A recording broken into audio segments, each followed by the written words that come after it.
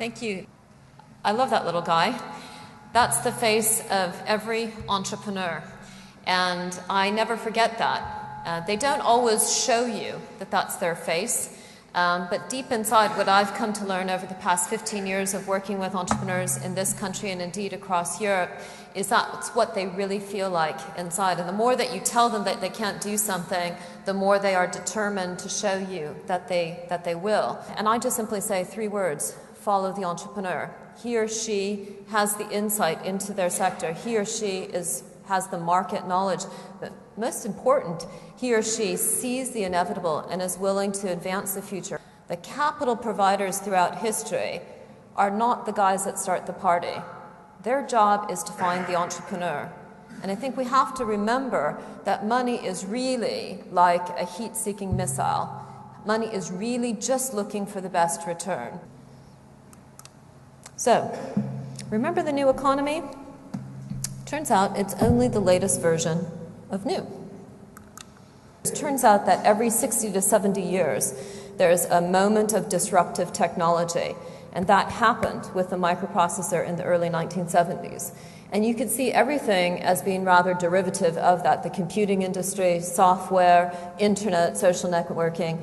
All of this has been basically from this moment of disruptive technology as it's been embedding itself over society. You don't actually learn, if you're just a Joe average person watching television or reading the newspaper, that technology has been part of why society has moved forward, that it's created prosperity, that it's brought the future to the present. The revolution starts with a small promise. Big things happen with small communications between people over coffee, at conferences, sharing information. It's not broadcast out. It's not obvious. The common sense piece comes later. But there's always a group of people who understand what's going on because they spend a lot of time deeply thinking about it, looking at the patterns in history, analyzing what people are doing to those patterns, and building consensus. But it's never obvious at the beginning. We're shaking our way through this whole second period where the money goes crazy. The money has gone absolutely crazy after the dot-com boom and bust. We thought we were rid of it. We thought we'd got back to sanity. And then what have we had but a decade of the money trying to create money unaligned to industry? And we're going through a deep turning point to try to get back to this alignment of capital backing the industrialists of the day. But it's our job to get out there into the world and say, this is normal, this happens every 60 to 70 years. It's good for society, it expands the pie, it brings prosperity. Technology is not just a sector, it's a horizontal layer which actually lifts business up and gives them leverage. So through the downturn, through the dot-com bust, through the financial crisis, we've just continued to have mobile, broadband technologies and all of the devices and services associated with them just continue to steamroll right into our lives. We don't even think of them as technology. They're just changing the way, they're creating the new common sense. Our lives are lived more online, as well as offline, of course, but the point is just that we're changing the way that we're living, and all of that's being driven by the availability of technology. And if you're an entrepreneur as well, building a business today, you need to look for the distribution that comes from those large corporates. No venture capitalist today is going to give an entrepreneur 50 million sterling to go acquire 50 million customers. They're going to say, get your act together and go out and find partnerships. You're building a car, you need a highway. Go do, partnership deals with large customer bases, catalog companies, telcos, etc. Many of those deals get done with Facebook, Apple, Amazon, and Google, but there's so many other routes to market for these companies. So David and Goliath must dance.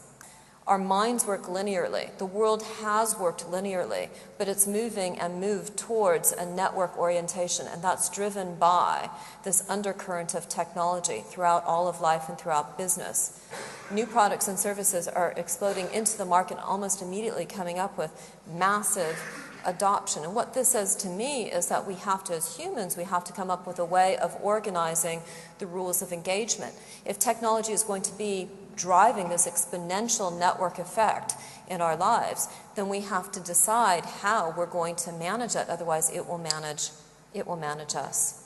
But really what most large companies need to do is they need to open themselves up and become an open platform to engage with digital innovation. They need to engage with David. They need to engage with digital enablers, enabling technologies that can bring, as I say here on the left-hand side, they understand the network orientation. They bring consumer data, right? Insurance right now is being transformed by consumer data.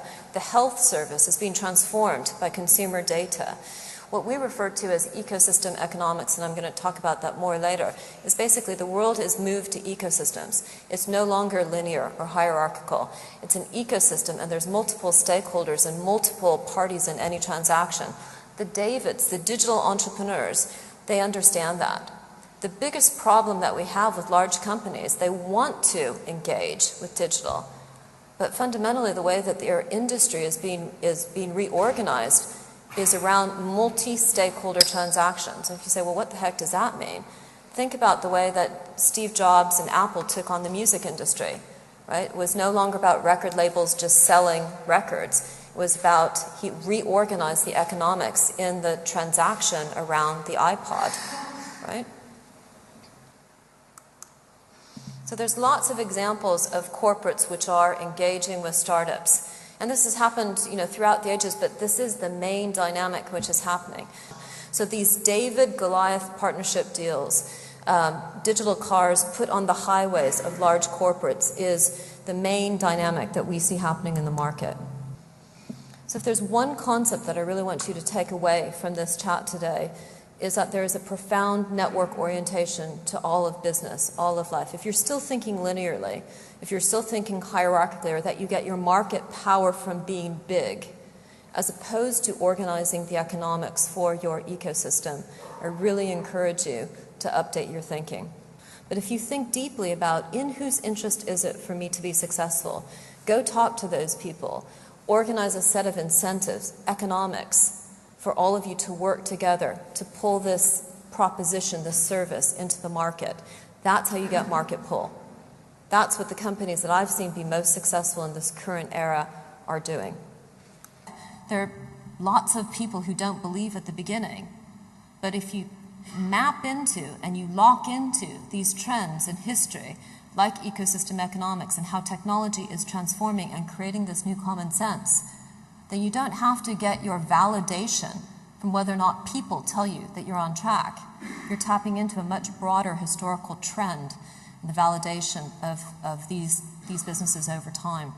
Most people give up after 5 meetings. They don't go to 10 or 20 meetings just to get no back into their face, except for people who are going to change the world, except for people who are convinced that they're going to go across that grid and to create a high-growth digital David that's going to become the dominant player in their space. So I say it's really very simple. Back to the beginning. Follow the entrepreneur. He or she has the market insight. He or she is the creator of value. He or she is a hero. Thank you.